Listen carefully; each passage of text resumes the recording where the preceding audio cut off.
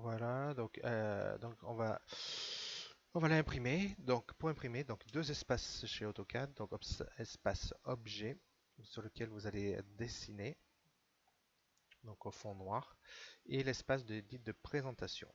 Donc vous cliquez dessus et vous allez voir votre petit dessin ici. Donc pour ça, on va le modifier. Vous cliquez droit sur la souris, vous faites gestionnaire des mises en page, vous faites modifier. Vous choisissez votre imprimante PDF. Donc moi c'est de l'Adobe, donc par défaut c'était déjà Adobe. Vous choisissez votre format de papier, A2, A3, A4, donc on va c'est du A4. Faites attention 1 pour 1. On va se prendre plutôt du paysage parce que le dessin est plutôt allongé. Voilà, voilà. Vous faites OK, fermez. Voilà, vous avez votre dessin. Moi ce que je fais en principe, je supprime ça. Et je trace d'abord mon cadre. Donc je reviens ici, je fais mon cadre rectangle. Donc point de base, je vais prendre le 00 ici. Et ici, je vais mettre les formats papier. Donc 21 par 29,7. 21, donc je le mets en millimètres. 210, tabulation. Il passe de l'autre côté. 297. Entrée. Là, j'ai un cadre qui a été dessiné. Oui, mais comme je suis pas attentif, il faut que je tourne parce que c'est l'inverse. Donc, faites attention, bien entendu. On est espace, on est en paysage, donc c'est pour ça qu'il faut le retourner, hein. Bon. Hop, et là, je le redécale. Là, je le redécale, je le mets sur mes pointillés. Voilà. Donc, des fois ça coïncide, des fois ça coïncide pas. Donc, j'ai jamais su trop pourquoi. Donc, moi, vous faites comme ça. Après, vous faites votre bordure, 10 mm. Vous décalez par 10 mm. Voilà. Et c'est dans cet espace-là qu'on va mettre notre dessin. Vous allez ensuite dans présentation. Donc présentation. Et vous faites mode rectangulaire, polygonal ou objet. Donc on verra un peu plus tard ce que c'est tout ça. Donc on va faire d'abord rectangulaire. Rectangulaire, c'est-à-dire vous faites votre petit rectangle. Je le fais jusque là à peu près. Parce qu'en bas on va mettre un petit cartouche. Hop.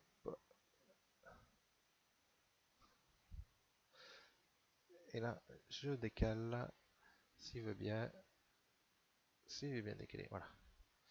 Et vous voyez automatiquement mon dessin s'est mis là-dedans. Dans ce petit cadre.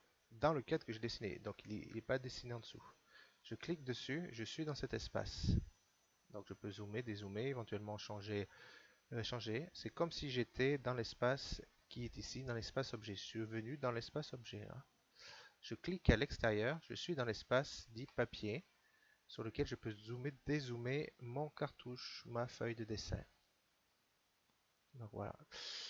Alors, il manque un peu de code. Donc là, je vais essayer de le centrer. Donc ça, soit je le fais avec une échelle au hasard, ou soit je peux utiliser ici les échelles déjà définies du dessin. Donc 1 sur 1, si je clique 1 sur 1, c'est-à-dire que 1 mm correspond à une unité de dessin. Donc là, vous voyez, c'est beaucoup trop grand. Donc on va se mettre un cinquantième, trop petit. On va grossir un petit peu, on va dire de 1 vingtième. Ah, un dixième. Voilà, un dixième, c'est pas mal.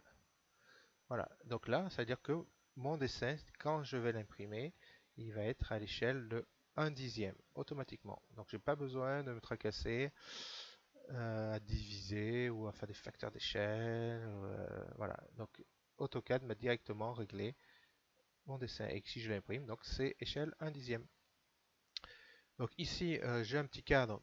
Éventuellement, je peux mettre un bout de cartouche. Là, pour l'instant, je ne vais pas faire grand chose de merveilleux. Je vais faire un texte multiligne.